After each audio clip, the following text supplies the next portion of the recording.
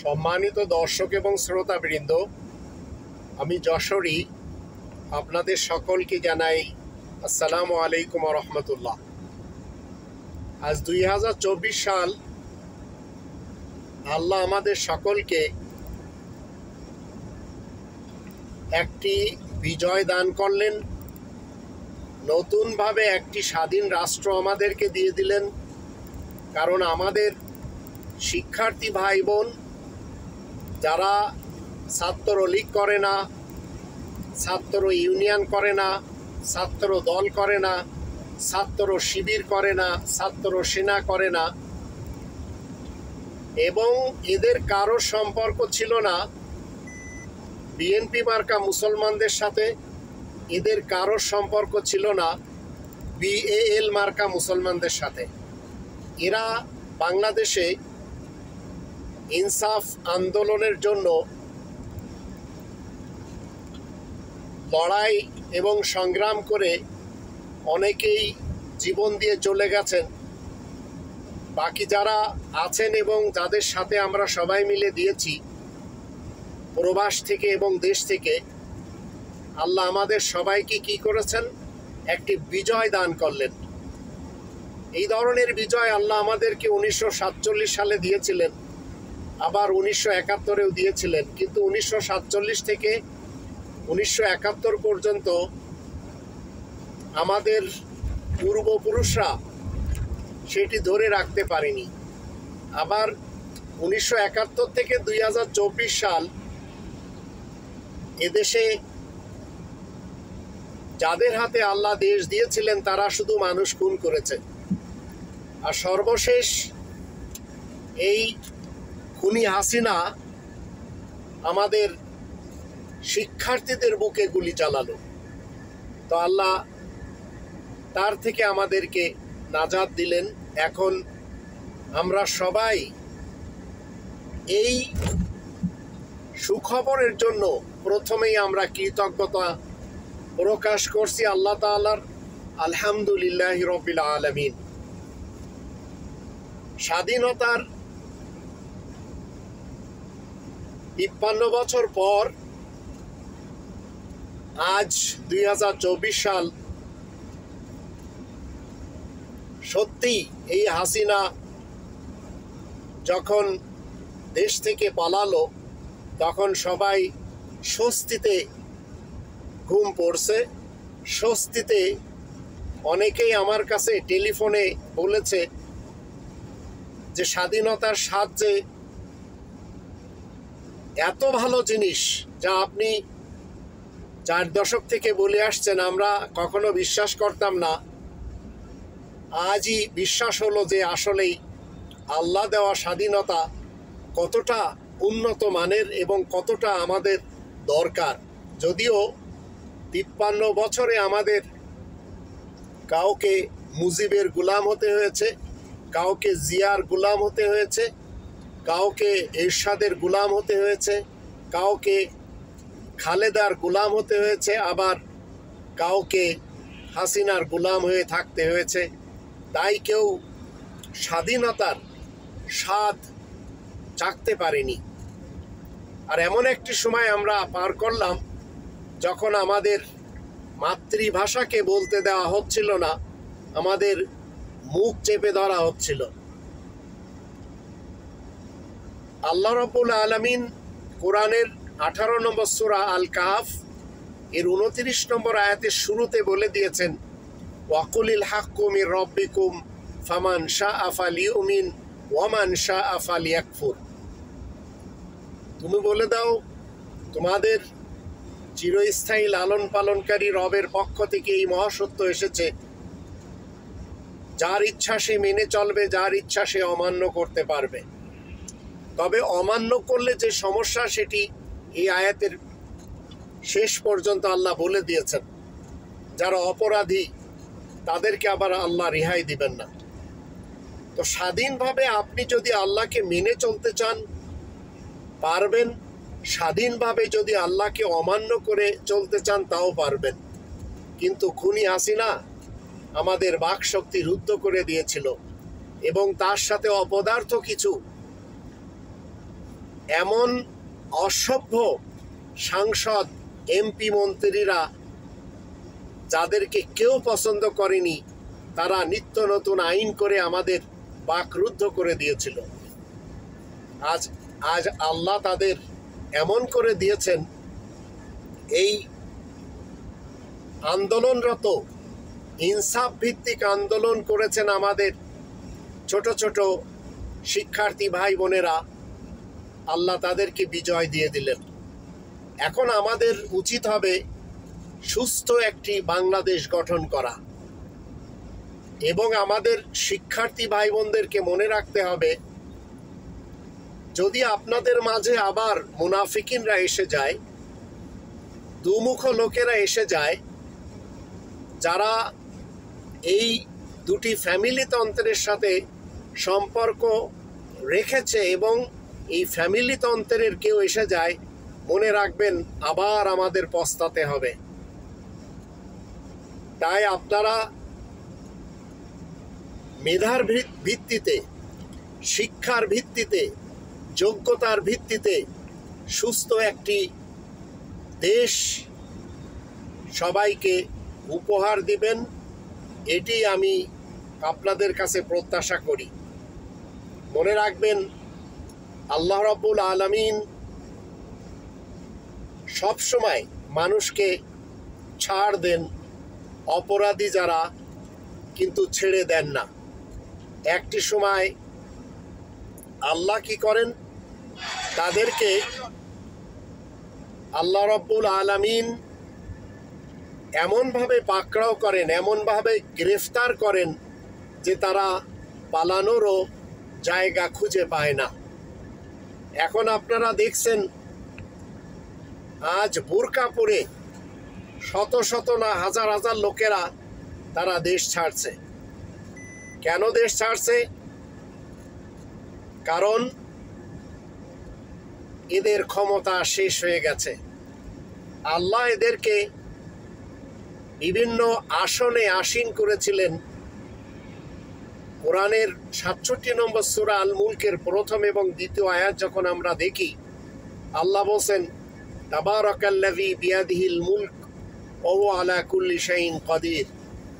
বাবরকত সত্তা সেই রবের যার কন্ট্রোলে একটি বিশেষ দেশ রয়েছে, আর সেই একটি বিশেষ দেশে মোড়লেরা 214টি ছোট ছোট আইল তৈরি করে নিয়েছে, অথচ গোটা বিশ্ব হলো আল্লাহ তাআলার একটি রাষ্ট্র, আর সেই রাষ্ট্রের কর্তৃত্ব আল্লাহ তাআলার হাতে, এবং সকল ক্ষমতার একমাত্র উৎস হলেন আল্লাহ। 2 নম্বর সূরা আল বাকারার 165 নম্বর আয়াত মতে, আন্নাল কুওয়াতা লিল্লাহি জামিয়া। আর 67 নম্বর সূরা আল মুলকের 2 নম্বর আয়াতে বলা হচ্ছে, আল্লাযী খালাকাল মাউতা ওয়াল হায়াতা লিয়াবলুয়াকুম আইয়ুকুম আহসানু আমালা ওয়া হুয়াল আজিজুল গফুর। যিনি হায়াত এবং মওত সৃষ্টি করেছেন, তিনি দেখতে চান উত্তম কর্ম কে করতে পারে। আর এই পরীক্ষা হিসেবে আল্লাহ আমাদেরকে এই পৃথিবীতে পাঠিয়েছেন, তাই আমরা যেন কোনোভাবেও আল্লাহকে ভুলে না যাই। যদি আমরা আল্লাহকে ভুলে যাই, তাহলে অবশ্যই আল্লাহ আমাদেরকে ভুলে যাবেন। নাসুল্লাহ ফানাসিয়াহুম। এখন আমরা দেখতে পেলাম এই খুনি হাসিনা এবং তার যারা পা চাটা, তারা সবাই মিলে কি করলো, এই দেশ ছেড়ে চলে যাচ্ছে অন্যত্র, শুধু একটু শান্তির জন্য। এর কারণ হলো, তারা জীবনেও শান্তি পাবে না। সেই অতীতের মঈনুদ্দিন, ফখরুদ্দিন, তাদের যে অবস্থা, তারা এত সুন্দর একটি দেশ ছেড়ে আমেরিকাতে যে সবার সাথে মিশতেও পারে না। দেশ থেকে লুটপাট করে যারা কানাডার বেগম পাড়াতে রয়েছেন, তারাও তাদের চেহারা এবং মুখ দেখাতে পারে না। ইউরোপ, আমেরিকা, অস্ট্রেলিয়া, আরও অন্য জায়গাতে যারা রয়েছেন, তারা কেউ শান্তিতে নেই। আমি প্রবাস জীবনে অনেক এই খুনিদেরকে দেখেছি, তারা কেউ শান্তিতে নেই। তাই আসুন আমরা কিভাবে সুস্থ একটি রাষ্ট্র গড়ে সবাই মিলে সুখে থাকব, তার জন্য আমাদের চেষ্টা সাধনা করতে হবে।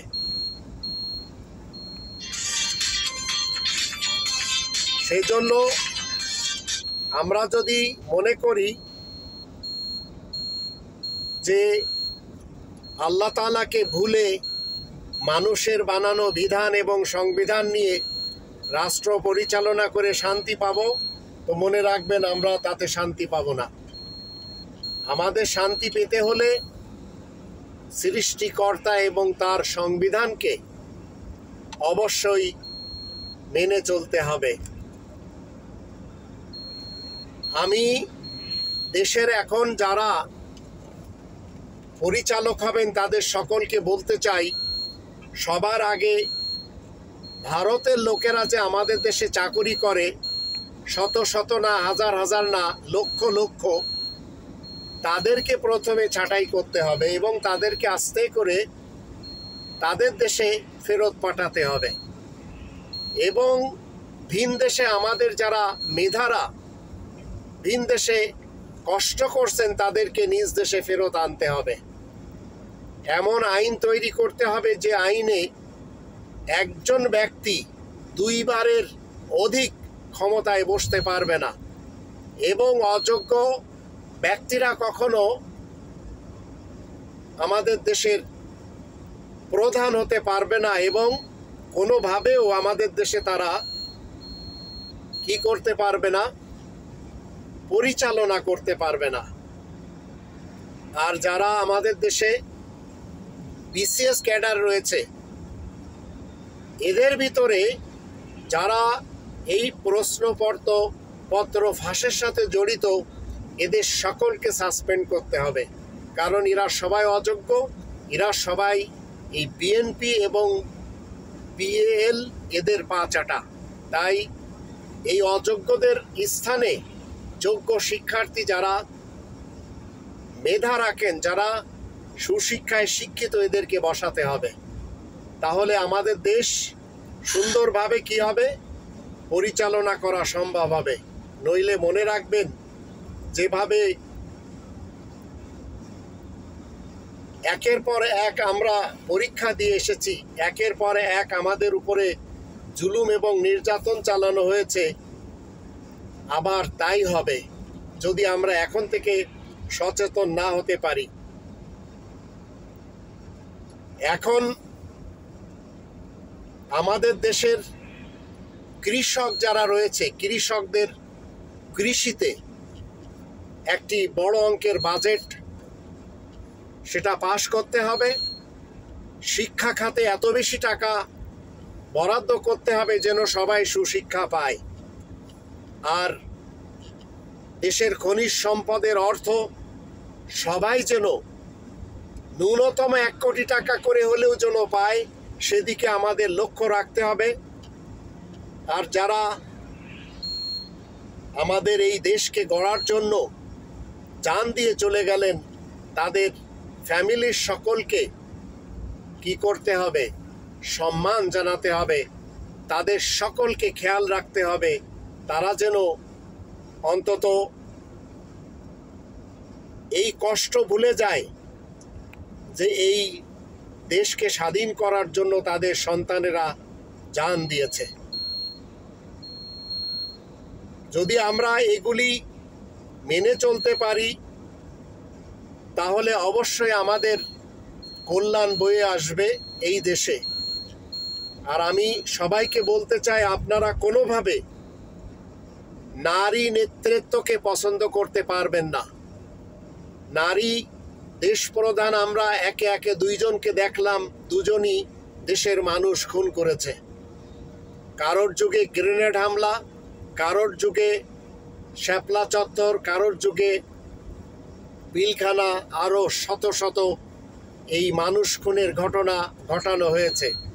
তাই অবশ্যই দেশের প্রধান আসনে থাকতে হবে পুরুষ।